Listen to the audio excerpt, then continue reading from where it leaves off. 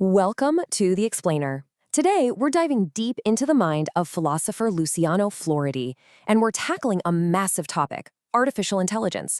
But listen, we are going to completely strip away all that Hollywood sci-fi stuff and look at the actual grounded reality of what AI is doing to our world right now.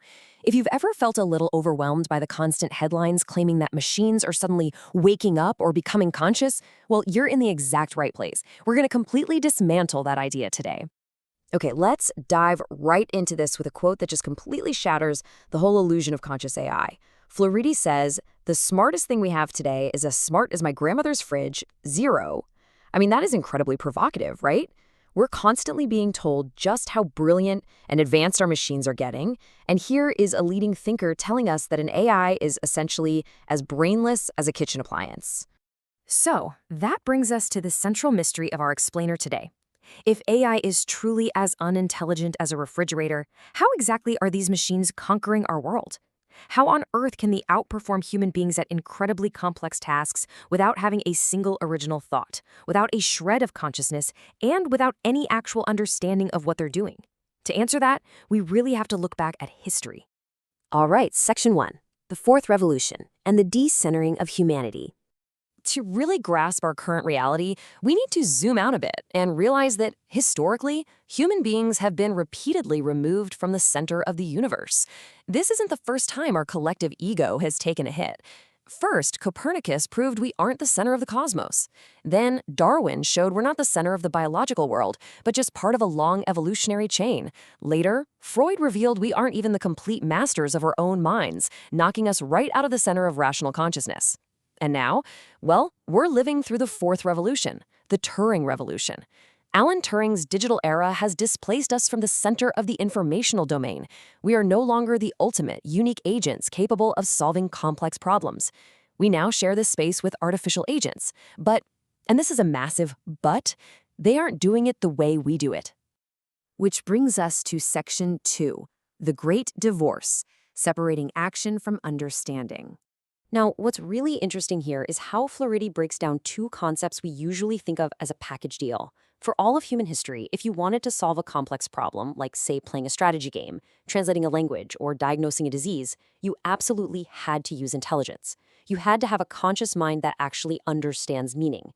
But modern AI has completely divorced these two traits. AI possesses incredible agency, the ability to act, execute tasks, and achieve successful outcomes. But it has absolutely zero intelligence.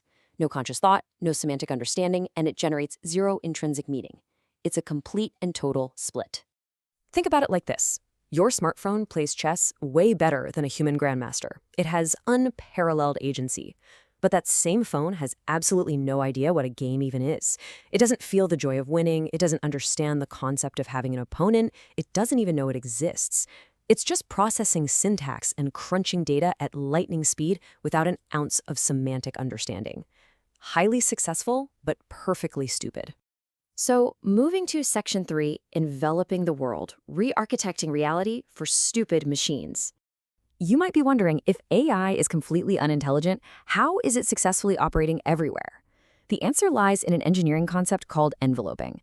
In robotics, enveloping means that instead of building an ultra-intelligent, incredibly complex robot to adapt to our messy, chaotic human reality, we just adapt the reality to the robot.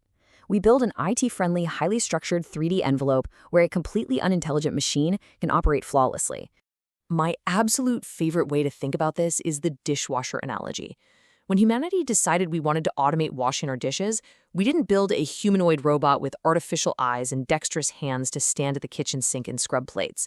I mean, that would require immense, almost impossible levels of intelligence. Instead, we built a box, an envelope. Inside that box, a highly stupid mechanical arm just spins and sprays hot soapy water. By totally restructuring the environment, we allowed a simple machine to successfully solve a really complex problem. Let's scale this up and see how it builds out from the kitchen to the wider world. We are currently enveloping our entire physical infrastructure. Factory floors are structured entirely for robotic arms. Drones are given very specific, simplified flight corridors. And when we talk about building smart cities, what we're actually talking about is redesigning our streets with sensors and predictable, rigid patterns so that driverless cars, which are fundamentally blind to human context, can operate without crashing. We're literally making the world AI-friendly rather than making AI human-friendly. This massive shift leads us directly into Section 4, the Mangrove Society, and the collapse of digital and analog. You know, if someone asks you today, hey, are you online or offline? It almost sounds like a joke from the 1990s, right? With smartphones permanently in our pockets tracking our geolocation, smart sensors in our homes, and our data continuously syncing to the cloud, that binary is dead. We don't log on or log off anymore. As Fluidity points out, we now live completely on life. The analog and the digital realities have just seamlessly merged together. To really visualize this, Floridi uses this brilliant metaphor of a mangrove society. Think about where mangrove forests grow. They grow in the delta where the fresh water of a river meets the salty water of the sea. The water there is brackish. If you ask, is this water fresh or salty, the answer is, well, it's both. Our modern infosphere is exactly like this. We are basically the amphibian generation living in this brackish water, where the digital sea has permanently flooded the analog river. So how do we actually handle this ethically? That's Section 5, the Green and Blue Strategy, our 21st century human project. The absolutely crucial point here is marrying what Floridi calls the green and the blue. The blue represents our digital technologies, AI, big data, platforms, and just sheer computational power. The green represents our natural, social, and economic habitats, our pressing need for ecological sustainability, circular economies, and a healthy planet. For way too long, we've treated digital innovation and environmentalism as totally separate realms, or even as opposing costs. But Floridia argues they have to be married to create a capitalism of care. And here's the game plan. First, we have to stop seeing tech and the environment as separate budgets. Second, we have to actively leverage AI's incredible, albeit stupid, agency to solve immense ecological complexities that are just way too vast for the human brain to process alone. Things like global warming modeling, energy grid optimization, and supply chain recycling. Third, we've got to use this digital efficiency to shift our economy away from mindless consumerism and toward a culture of fostering, maintaining, and stewardship. AI is literally the exact muscle we need to tackle the climate crisis. Which brings us to our final topic, Section 6, Custodians of Meaning, and our true role in the infosphere. If machines are taking over the heavy lifting of just executing tasks, what's left for us? Well, the answer is meaning. Because of the Great Divorce, machines can handle the syntax, the data crunching, and the raw agency. But they cannot grasp semantics. They have absolutely no idea why a task matters. Human beings are the ultimate semantic engines. Our unique biological and philosophical value no longer lies in processing data or memorizing facts. It lies entirely in our ability to generate meaning, to exercise ethics, to ask the right questions, and to decide what kind of world we actually want to envelop. This completely shifts how we should view ourselves going forward. We aren't competing with AI. We're its directors. We are the custodians of meaning. So I'll leave you with this to think about. As artificial intelligence automatically manages the raw data and complex tasks of our modern world, how will you choose to generate the meaning? Thanks so much for joining this explainer. Keep learning, keep asking questions, and we'll see you next time. So, I want you to imagine waking up on a Tuesday, just a regular Tuesday. You put on your best suit and you drive to the corporate headquarters where you work. Okay, setting the scene. I like it. Right. So you walk into the building, you swipe your badge, and you take the elevator all the way up to the top floor. You're kind of a big deal in this scenario. Oh, you are the biggest deal. You have the corner office. Nice. Yeah, the mahogany desk, the panoramic view of the city. You are, without a doubt, the undisputed star of this entire company. Like every major decision, it runs through you. Right. You're holding the whole operation together. Exactly. And frankly, you know it. The narrative you tell yourself every single morning is that you are completely indispensable. It's a good feeling. It's a great feeling. But then upper management walks in.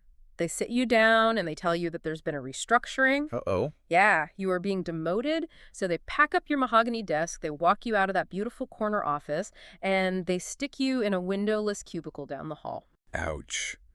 That's a crushing blow to the ego. It really is. It stings in a way that's kind of hard to even articulate. But, humans are incredibly resilient creatures. We are. We rationalize. Right. So you sit in that cubicle and you rationalize it.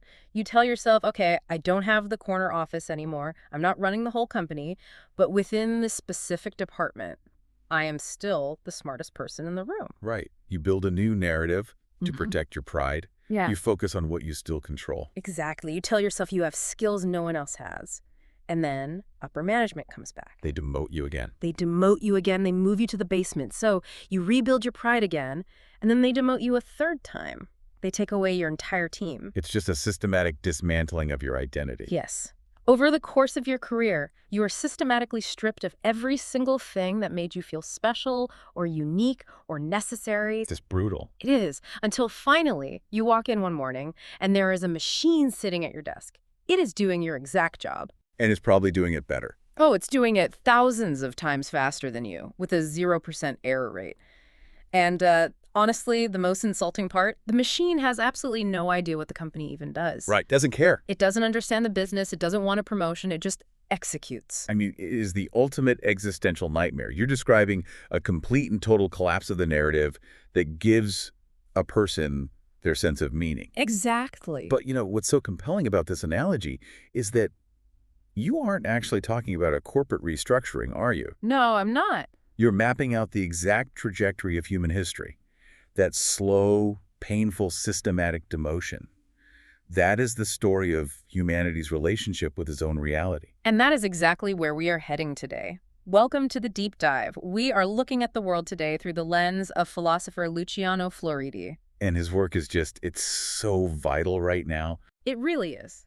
Because his frameworks completely dismantle the way most of us think about modern artificial intelligence. And by extension, how we think about ourselves. Right. We are living through this massive tectonic shift.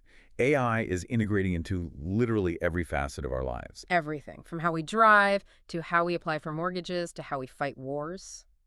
Yeah, but the pervasive myth, like the Hollywood narrative we've been fed for decades, is that AI is taking over because it is, quote-unquote, waking up. Right, the Terminator scenario. We have this deep-seated fear that the machines are becoming conscious, that they're developing this biological-style intelligence, and that they are essentially outsmarting us. And Floridi argues that this is fundamentally wrong. The machines are not waking up. Not even a little bit. No. They are succeeding because of a phenomenon he calls the Great Divorce. The Great Divorce. And understanding the mechanics of that divorce is just critical for anyone listening. It is, because it explains why a piece of silicon and glass in your pocket can absolutely obliterate a human grandmaster at chess. While possessing the exact same level of conscious internal life as a toaster oven. Exactly. It fundamentally alters the definition of what it means to be capable.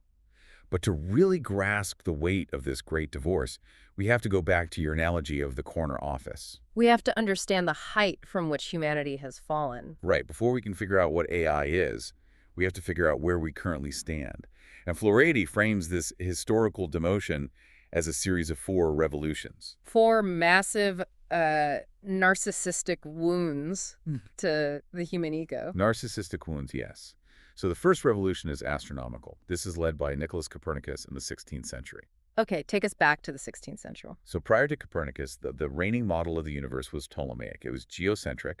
We looked up at the sky, we saw the sun and the stars moving across the horizon, and we concluded the most intuitive thing possible. That Earth is the absolute unmoving center of the universe. Right. And all of creation revolves around us. Which, if you think about it, is an incredibly comforting story. Oh, absolutely. It implies purpose. Right. It implies that the cosmos was built as a theater specifically for the human drama. We are the main characters. Precisely. The geocentric model wasn't just bad astrophysics. It was the foundation of human exceptionalism. But then Copernicus comes along. Right. He publishes his heliocentric theory. He proves that the Earth is not the center. We are just one of several planets orbiting a relatively ordinary star. Which we later discovered is just one of billions of stars in the outskirts of a vast, completely indifferent galaxy. Yeah. We get evicted from the cosmic corner office. We are suddenly just a speck in the suburbs of the universe. The cosmic suburbs, exactly. But, going back to the psychology of that demoted employee, we adapt. We retreat to a new defensive position. We do. We look around this rock we live on and say, fine, we aren't the center of the universe, but look at this planet. Right, look at the plants, the insects, the animals. We are entirely distinct from all of them. We have a divine spark. We believed we sat atop the great chain of being, totally separate from and superior to all that biological muck. which holds perfectly until the second revolution. Right. The 19th century, courtesy of Charles Darwin. Strike two. Big time. Darwin publishes On the Origin of Species and completely shatters that defensive wall. Because he demonstrates through natural selection that we aren't a separate creation placed on Earth to rule it. No. We are deeply, inextricably embedded in the animal kingdom. We share common ancestors with primates. We're the product of the exact same blind evolutionary forces that shaped, the earthworm and the eagle. So we lose our special status in the biological realm. We are just another branch on the evolutionary tree. That is a tough pill to swallow. But the human ego is incredibly stubborn. It is. So we retreat again, we build a third trench. We say, okay, fine. We are animals on a random rock, I concede. However, we are the only animals with a rational mind. Right. We tell ourselves we are completely transparent to ourselves. We have logic, reason, total control over our own thoughts. I always think of René Descartes here, I think, therefore I am. The assumption was that the human mind was this perfectly lit room where we were the sole masters of everything that happened inside. And that illusion sets the stage for the third revolution. Sigmund Freud. Now, look, we can debate the clinical validity of Freud's specific psychoanalytic theories all day long. Right, the Oedipus complex, dream analysis, all of that. Exactly. But Florey points out that Freud's lasting, undeniable impact on human history was the mainstreaming of the unconscious. He proved that the mind is not a brightly lit room. No, it is a vast, dark, subterranean cavern. We are driven by submerged desires, cognitive biases, repressed traumas that we don't even know are there. Exactly. Freud showed us that our rationality is just a thin veneer, it's the tip of the iceberg. The vast majority of our mental life operates completely outside of our conscious control. We are not even the masters of our own minds. No, we are constantly rationalizing impulses that just bubble up from a subconscious space we cannot access. So let's tally the score here for the listener. Copernicus kicks us out of the center of the universe. Yep. Darwin kicks us out of the center of biology. Right. Freud kicks us out of the center of our own minds. It's a rough run. It's terrible. By the mid-20th century, we are reeling. But we still had one final, desperate hiding place. We did. We held on to this belief that, despite all our flaws, we were the ultimate information processors. Yes. We believed we were the only entities in existence capable of taking in complex data, applying logic, solving difficult problems, and executing tasks based on that logic. We believed that logical reasoning, what we might call complex agency, was the exclusive domain of the human brain. And that brings us to the fourth revolution, the final demotion. Alan Turing. Yes, the Turing revolution. Turing lays the mathematical and conceptual groundwork for modern computing. And in doing so, he demonstrates that logical reasoning, computation, complex problem solving, they can be entirely mechanized. You do not need a biological brain. No. You don't need a soul or human consciousness to process information and execute a highly complex task. We can build machines artifacts that can process data and solve problems mathematically, and they often vastly outperform the human brain in speed and accuracy. So we are no longer the unique central agents of the informational domain. We've been replaced at the desk, just like in your analogy. But this shifts our fundamental identity, doesn't it? Because Florey uses a very specific term to describe what humans are in the wake of this fourth revolution. He does. He calls us inforgs. Inforgs, informational organisms. Right. The idea is that we are no longer these standalone, sovereign agents operating in a physical vacuum. We must understand ourselves as deeply interconnected entities. Yes. Processing and sharing data in a broader environment that Florey calls the infosphere. The infosphere. And that's basically the entirety of our informational environment, right? Our digital networks, our data trails, the algorithms we interact with every day. Correct. And the crucial realization of the fourth revolution is that we are sharing this infosphere with artificial agents. We are no longer the only actors on the stage capable of processing information and taking action. No. We are swimming in a sea of data alongside machines that are highly capable of acting upon that data. Okay, let me stop you there and push back on this for a second. Go for it. Because if I am listening to this, and I accept that Alan Turing proved machines can process information better than me, and I accept that we share this infosphere with these highly capable artificial agents, the natural conclusion is exactly what sci-fi writers have been warning us about for decades. That they're waking up. Right, that the machines are acquiring human-like intelligence. Because if a machine can do something that previously required a smart human to do, isn't the machine, by definition, becoming smart. And that right there is the cognitive trap. Really? Yes, Yeah. that is the fundamental misunderstanding of the 21st century. It is totally intuitive to think that if a machine performs an intelligent task, it must possess intelligence. It just makes sense. It does, but Floridi argues that the reality is the exact opposite. The machines are absolutely not outsmarting us. They are not acquiring biological intelligence. So what are they doing? What they're doing is bypassing intelligence entirely. Bypassing it. And this is the core of Floridi's framework, right?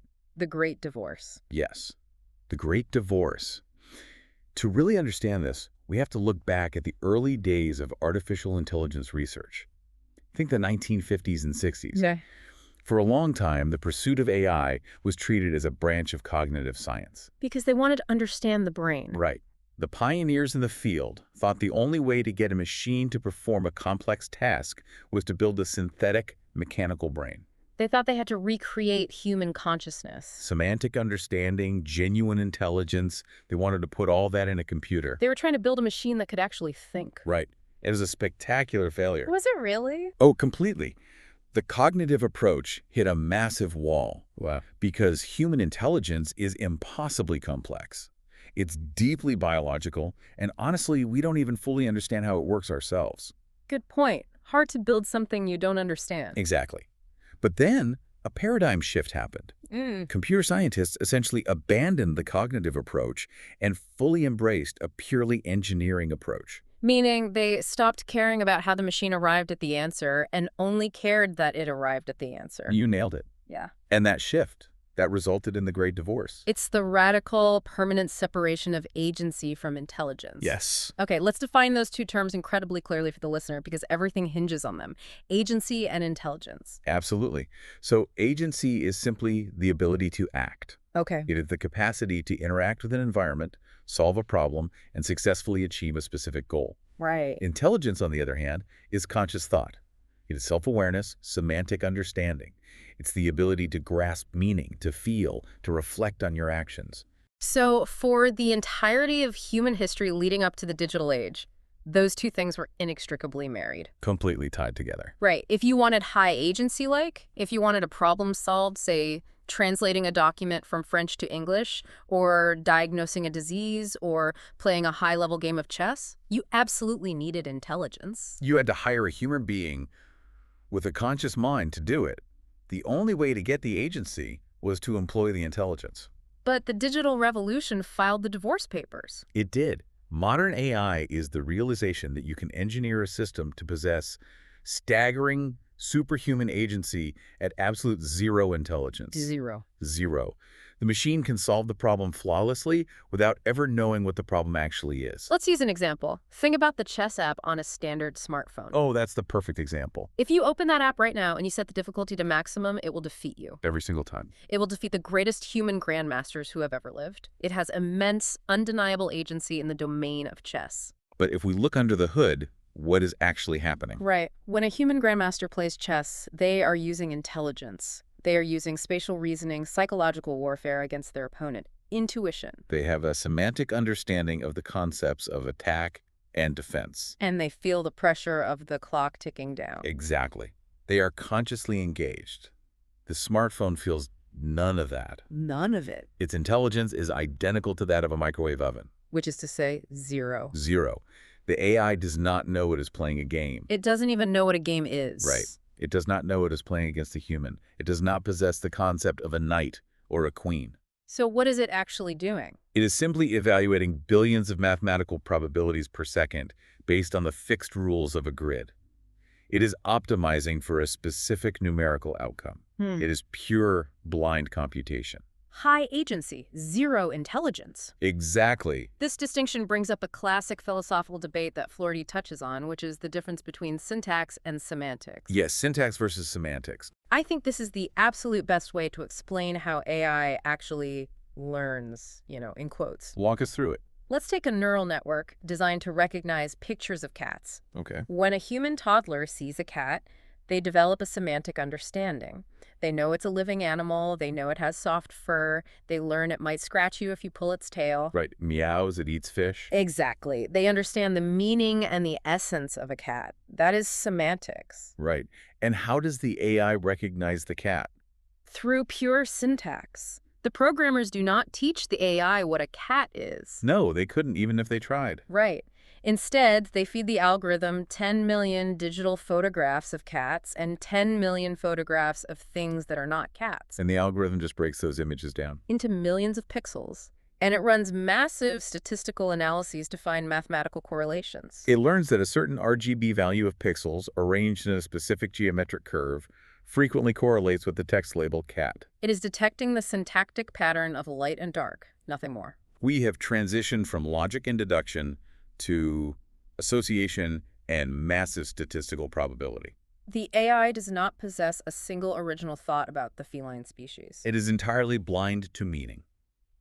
Let me give you another real-world example of this blindness. Yeah, please. Think about retail algorithms. If an AI algorithm at a major grocery store analyzes massive amounts of purchase data, and it notices that people who buy diapers on Friday nights also tend to buy beer. Oh, I've heard about this. Right, it will start placing the beer right next to the diapers in the store. To maximize sales. Exactly. But the AI doesn't know what a baby is. Doesn't know what alcohol is. It definitely doesn't understand why a tired parent might desperately want a beer on a Friday night. Right. It has no empathy or semantic understanding of human exhaustion. Zero. It just knows the mathematical correlation exists between product A and product B. It's just moving variables across a spreadsheet at the speed of light. But this is where I want to introduce a really crucial framework from Florida, because I think it completely changes how we evaluate the threat and the actual capability of AI. Okay, lay it out. We throw the word smart around way too easily in our culture. We say, wow, the AI is so smart it can write a complex legal brief. But Florida makes a brilliant distinction between complexity and difficulty. Oh, this is a vital nuance. It really is. Let's break it down. When the average person marvels at AI, they're usually marveling at its ability to handle immense complexity. But as Florida says, AI eats complexity for breakfast. Define complexity in this specific context. A complex task is one that involves a massive number of steps, enormous data sets, and countless variables, but, and this is key, it operates within rigid, fixed mathematical rules. Okay, so chess and Go are incredibly complex. Yes, mapping the human genome is complex. Predicting weather patterns by running millions of atmospheric variables is complex. And for a biological human brain, complexity is completely overwhelming. We can't hold 10,000 variables in our working memory at the same time. No, we just crash. But for a machine with enough processing power and memory, complexity is trivial. It's just arithmetic at scale. The difficulty is something else entirely. Difficulty, in Florida's framework, requires navigating the physical chaos of the real world. The real world is messy. Incredibly messy. Difficulty requires spatial awareness, physical adaptation, common sense, and a semantic understanding of an unpredictable environment. So calculating the aerodynamic drag of an airplane wing is complex. Yes, but tying a shoelace is difficult. Wait, tying a shoelace. Let's pause on that. Why is tying a shoelace difficult for a machine? Think about what is actually required to tie a shoelace. You have to physically grasp a floppy, unpredictable piece of fabric. Right. You have to understand friction and tension. You have to intuitively adapt if the lace slips from your finger by even a millimeter. You have to possess a tactile physical intelligence. Exactly. We can build an AI that can sort through 10 million legal documents in 3 seconds, which is an impossibly complex task for a human. But if you put a pair of sneakers in front of a multi-million-dollar robotic arm and ask it to tie a simple knot, it will fail spectacularly. Because the task is difficult. Because it requires the physical intelligence that biological organisms developed over millions of years of evolution just to survive in a chaotic environment. Let me try to synthesize this with an analogy for you listening. Imagine you have just moved into a new apartment and you order an incredibly convoluted, massive ceiling-height wardrobe from IKEA. Oh no, the 14 boxes. Exactly. 14 boxes, 50,000 pieces, dowels everywhere. You need to assemble it. And you have 2 options for hiring help. Okay. Option A is a master carpenter. This person has 40 years of experience. They understand the tensile strength of different woods. They know exactly how humidity affects joints over time. They have a deep semantic understanding of structural integrity. Exactly. That is human biological intelligence. Right. Option B is an absolute zombie. This zombie has zero brain activity, no consciousness, and no idea what a wardrobe even is. A literal zombie. A literal zombie. But this zombie has a superpower. It can perfectly execute a microinstruction in a millisecond, and it never gets tired. Ah, I see where you're going. Modern AI is the zombie. For a vast majority of the tasks that run our modern world, routing internet traffic, targeting digital ads, high-frequency stock trading, we don't actually need the master carpenter. The deep structural understanding isn't required at all. Right. We just need the zombie to blindly follow the syntactic rules at lightning speed. We have realized that high-speed, mindless agency is often far more profitable and efficient than slow, thoughtful, biological intelligence. That is the great divorce in a nutshell. We aren't building synthetic minds. We are building syntactic engines. But wait a second.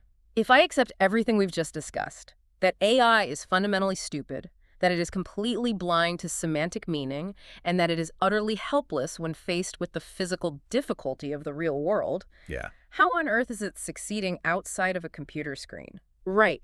If a multi-million-dollar robot can't even handle the physics of tying a shoelace, how is an autonomous vehicle navigating rush hour traffic in downtown Chicago? That is the perfect question. If the machines are so brittle when faced with physical chaos, why are they seemingly taking over the physical world? And the answer to that is perhaps the most unsettling part of Floridi's entire philosophy.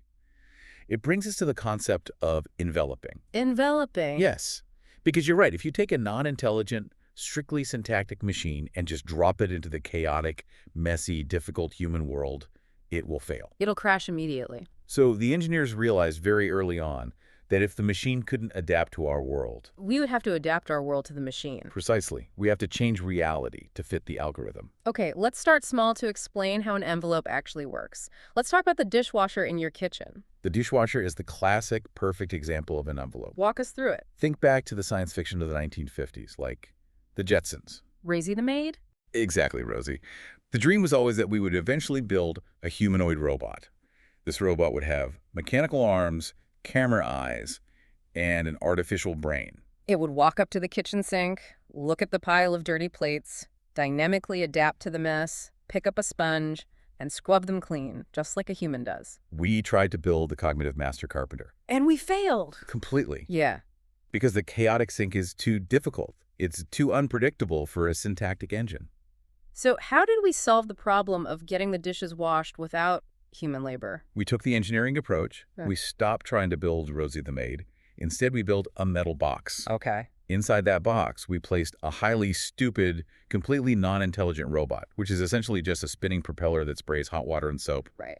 Then we sealed the box. That box is the envelope. An envelope in robotics is the specific, controlled, three-dimensional space where a machine can successfully operate. Exactly.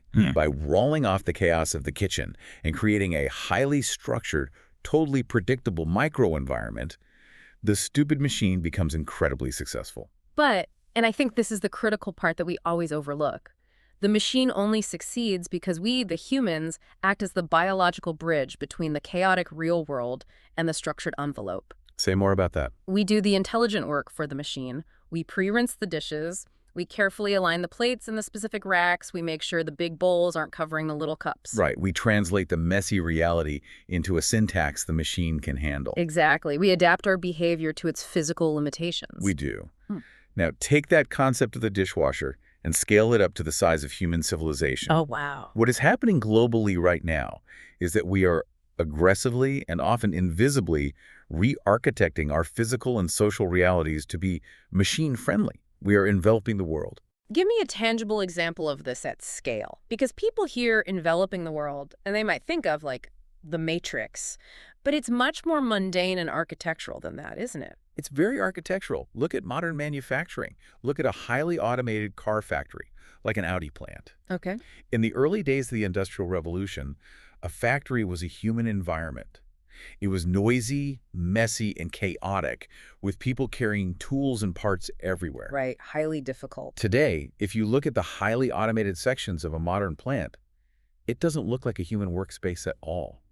It is a massive multi-story envelope. Just robots everywhere. Giant robotic arms maneuver heavy chassis with millimeter precision at terrifying speeds. But those robots do not have the intelligence to look out for a human worker who might have dropped a wrench and bent over to pick it up. If you walk into their operational radius. They will crush you without hesitation because they are entirely blind to your existence. So what do? We ban humans from the factory floor. We put up massive steel cages. We structure the entire building to cater to the sensory limitations of the robots. The whole environment is designed purely for the machine's agency to flourish. And for a long time, we kept those envelopes isolated, right? The factory was a closed box, just like the dishwasher. But now we're exporting the envelope into the public square. Yes, and this is where it starts to impact everyone listening today. Take autonomous vehicles, self-driving cars. Okay, going back to Chicago rush hour. Right. The sheer physical chaos of a human city. You've got jaywalkers, cyclists weaving through traffic. You have that weird eye contact negotiation at a four-way stop. Yeah, the you go, no I go wave. Exactly. Ah. That is incredibly difficult for a syntactic algorithm to process safely. So city planners and tech companies aren't just trying to make the cars smarter. They're trying to make the cities more structured. Yes. When you hear the tech buzzword smart city, what you were really hearing is enveloped city. We're turning the city into a giant dishwasher. That's exactly what we're doing. We embed digital sensors into the asphalt. We make the traffic lights transmit data directly to the cars. We standardize road markings. We create dedicated lanes where erratic human drivers and unpredictable pedestrians are strictly forbidden.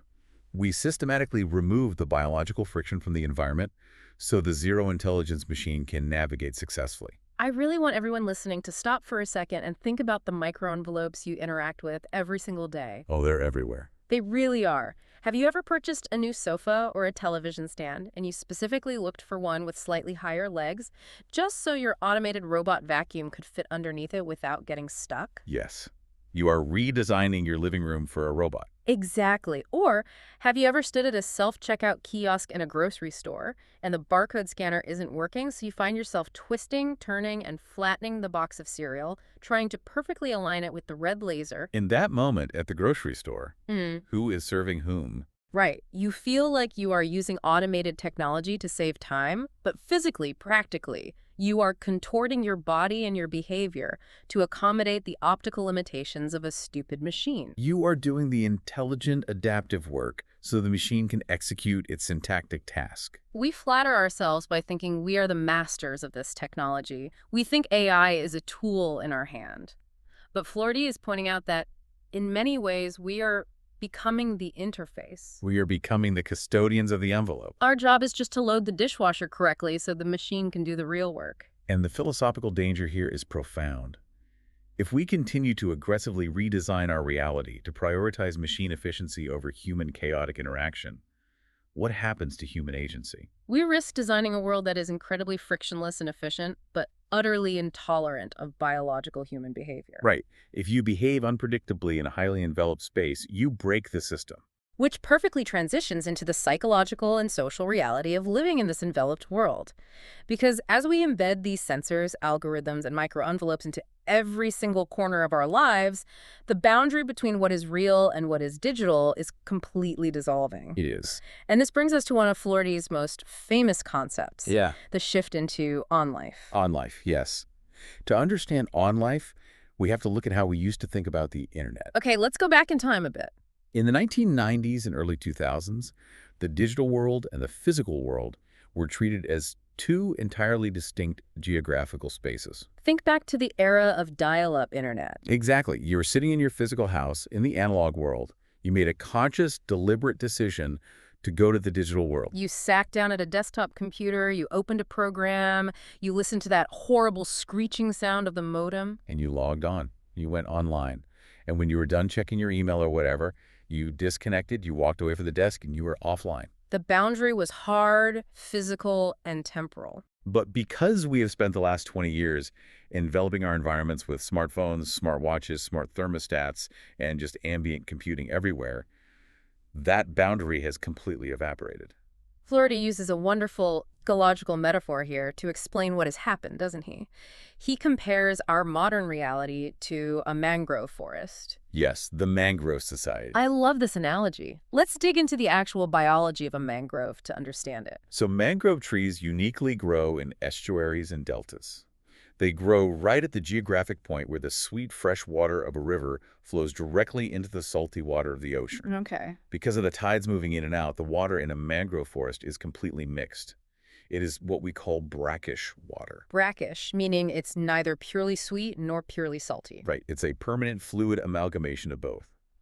Now imagine you are scuba diving in a mangrove forest. You're swimming through the roots. Another diver swims up to you, taps you on the shoulder, and asks, "Excuse me, are we currently swimming in sweet water or salty water?" It's a nonsensical question. You would look at them like they were crazy. You can't separate the molecules. You are in both simultaneously. Exactly. Today, asking someone, "Are you online or offline?" is a fundamentally 1990s question. It makes absolutely no sense in the modern context. We are living in the brackish water of the infosphere. We are living on life. Picture yourself cooking dinner tonight. You are standing in your physical kitchen. You are chopping physical analog onions with a steel knife. Very analog. But on your wrist, your smartwatch is digitally tracking your biometric heart rate and silently uploading it to a cloud server. On the counter, a smart speaker is streaming a podcast from a data center in Virginia. Your phone in your pocket is pinging cell towers, constantly updating your GPS geolocation. So are you online or are you offline? You are neither, and you are both. You are on life. The digital is no longer a destination you go to. It is a persistent, ambient layer of reality that you inhabit constantly. And this isn't just a quirky observation about our gadgets, right? Flaherty argues that this shift into the on-life mangrove society marks a much larger structural shift in human civilization. We have moved out of the historical era. Yes, and we have entered what he calls hyperhistory. Okay, let's clearly define hyperhistory because it sounds a bit like a sci-fi exaggeration, but it is actually a very precise categorization of societal dependence. Let's trace it sequentially to see how we got here. Humanity began in prehistory. Okay. Prehistory is defined by the absence of recording technologies. We had no written language, no alphabet. We lived entirely in the present with no systemic way to transmit data to the future. Then we invented writing. We invented the alphabet. This birthed history.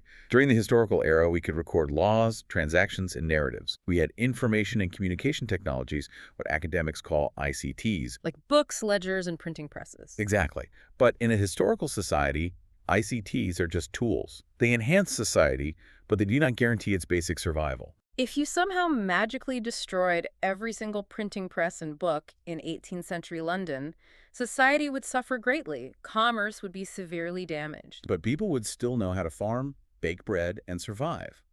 The biological functioning of the society didn't require the information technology to survive moment to moment. Which brings us to today. Yes, hyperhistory.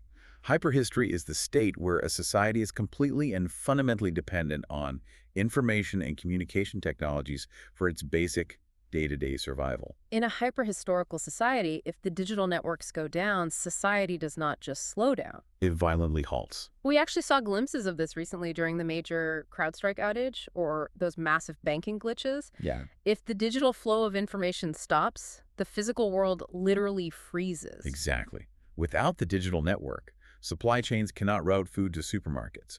The banking system cannot authorize a transaction to buy that food. Power grids, which are managed by complex algorithms balancing loads across thousands of nodes in real time, fail. Hospitals cannot access patient records or operate automated equipment. In hyperhistory, our individual and social well-being is inextricably tethered to the infosphere. We are no longer just using computers to make life a little easier. We're living inside a digital ecosystem that sustains our physical existence. Okay, let's take a breath and synthesize the massive landscape we've just covered, because this is heavy. It is a lot to wrap your head around. We started by acknowledging that humanity has suffered a series of massive demotions. Copernicus, Darwin, Freud, and finally Turing, who kicked us out of the center of the informational universe. Right. Because of that, we realized that AI is not succeeding by mimicking human thought. It is thriving through the Great Divorce, deploying incredibly fast, purely syntactic agency without a single drop of conscious intelligence. High agency, Zero intelligence. And to help these zero intelligence zombies succeed in our chaotic physical world, we are actively enveloping our environments. We're redesigning our factories, cities, and our own behaviors to be machine friendly. We're loading the dishwasher. And as a result of all that, we are now permanently submerged in the brackish, on-life waters of hyperhistory, completely dependent on these digital systems for our survival. It is a radically new habitat. It is a fundamental redesign of what it means to be a human being on planet Earth. So the ultimate unavoidable question is, now what? Right. Where do we go from here? If we are swimming in this on-life world, surrounded by highly capable but totally mindless AI systems that manage our agriculture, our finances, and our traffic, how do we steer the ship? What is the human project for the 21st century? Because if the machine is doing all the problem solving, We're supposed to do.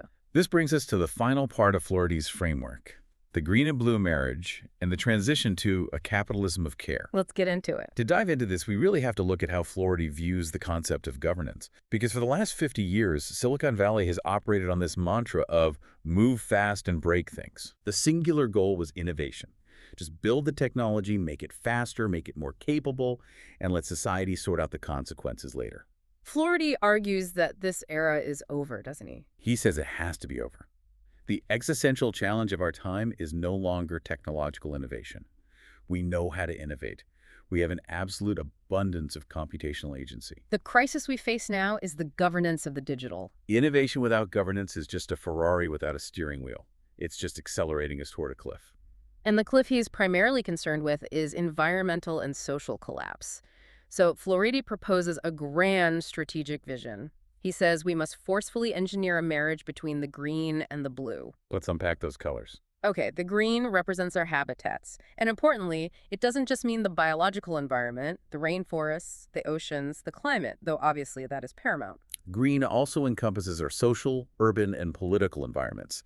It represents holistic, ecological, and social sustainability. And the blue represents our digital technologies. AI, big data, the Internet of Things, the incredible processing power we've developed through the Great Divorce. Now, historically, these two forces have been at war. Oh, totally. Since the beginning of the Industrial Revolution, human progress has been defined by destroying the green to build the technology. We burned the forests, we dug up the coal, and we polluted the rivers to power the machines.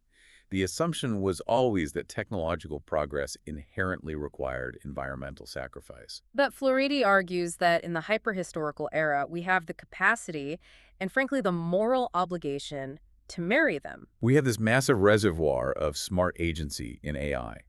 We have the unprecedented ability to manage immense complexity and solve logistical problems at a global scale. We must weaponize the blind syntactic agency of AI to directly manage and solve the existential threats facing the green environments. But he is very strict about how this marriage has to happen. It cannot just be superficial corporate greenwashing. No, he explicitly says that the green and the blue cannot just be the cherry on the cake. Right. You cannot operate a massively polluting, extractive, linear business and then just buy a few carbon offsets or put a digital sustainability dashboard on your website and call it a day. The green and the blue must be the cake. The core business model, the core societal architecture must be built on this synthesis. How does that actually work in practice? How do we use the blue to save the green? Well, if I play devil's advocate for a second, Sure. running these massive AI models requires vast data centers that consume enormous amounts of electricity and water. AI has a massive carbon footprint. How is it the solution? It's a valid criticism, and the transition relies on a massive shift in economic models. Florida traces human economics historically to explain how the blue can ultimately save the green. Okay, take us through the economic history. For the vast majority of human history, we lived in a poor, circular economy. Meaning we reused everything. Yes, but we didn't reuse things because we were inherently noble environmentalists. We reused things because we were terrified of starving. We lived in poverty. Exactly. If a tool broke, you spent 3 days fixing it. You didn't waste a scrap of fabric or a piece of wood. The economy was circular, but it was defined by scarcity. Then the Industrial Revolution happens. We harness fossil fuels, we build assembly lines, and we transition to a rich, linear economy. Right.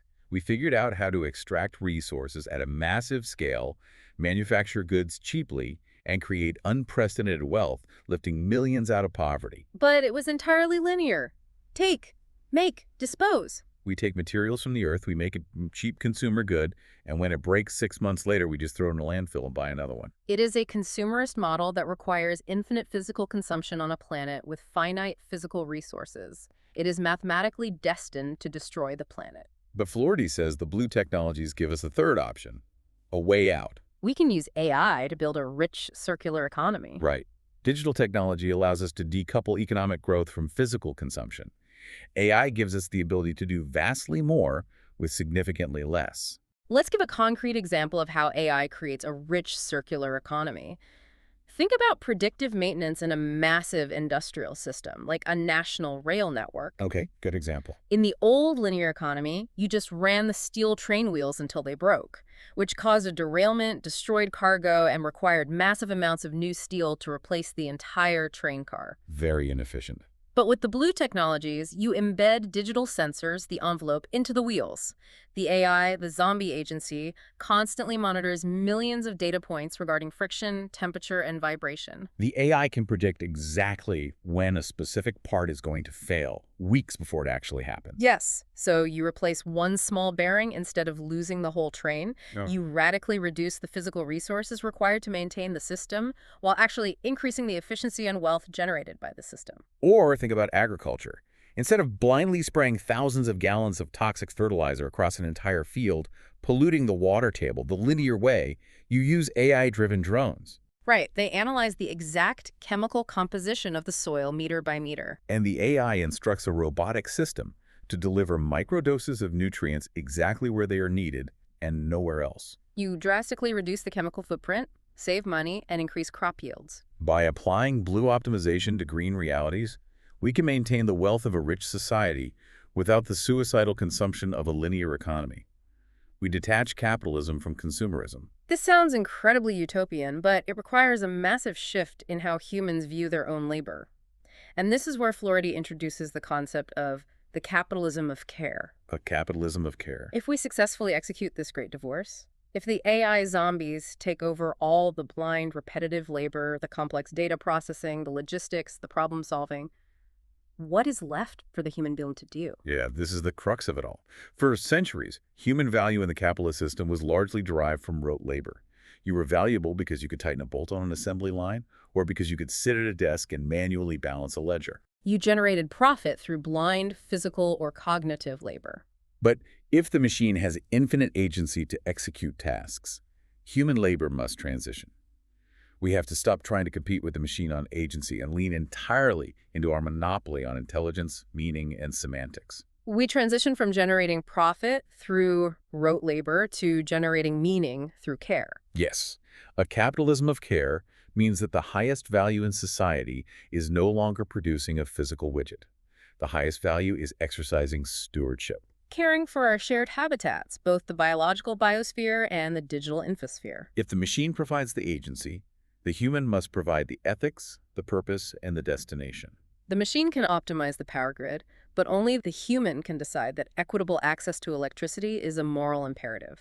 The machine can write a legal brief, but only the human can understand the semantic weight of justice. We become the guardians of meaning. We transition from being the workers in the factory to being the architects of the envelope, ensuring that the environments we build are actually conducive to human flourishing. I think that's a beautiful way to put it. Let's take a moment to look at the massive journey we've just been on today.